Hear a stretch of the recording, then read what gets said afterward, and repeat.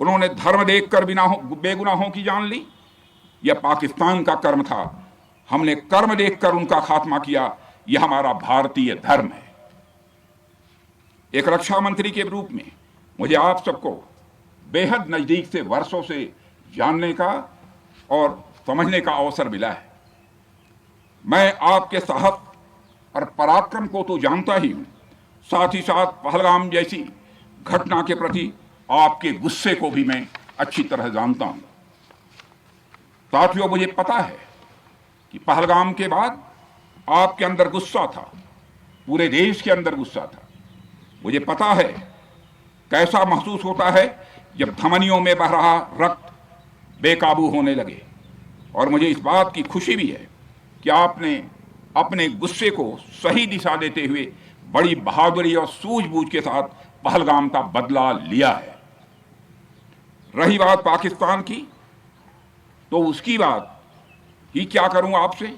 वह देश तो मांगते मांगते अपनी जहालत से एक ऐसी हालात में आ गया है कि उसके बारे में यह भी कहा जा सकता है कि पाकिस्तान जहां भी खड़ा होता है वहीं से मांगने वालों की प्रारंभ हो जाती है। अभी आपने सुना ही होगा कैसे वह फिर एक बार इंटरनेशनल मॉनेटरी फंड IMF के पास कर्ज मांगने गया।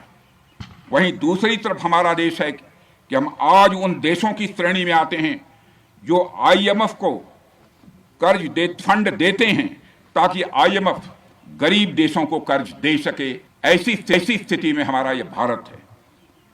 रामचरितमानस में स्वामी तुलसीदास जी ने लिखा है, जहां सुमतितः संपत्ति नाना, जहां कुमतितः विपत्ति निदाना।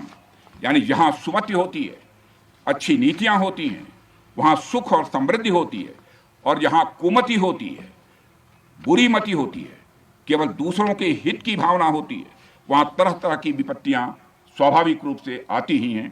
पाकिस्तान जिसका जीता जागता यह उदाहरण है। साथियों, भारत के बारे में पूरी दुनिया यह बात जानती है कि हमने हमेशा शांति को प्राथमिकता दी है।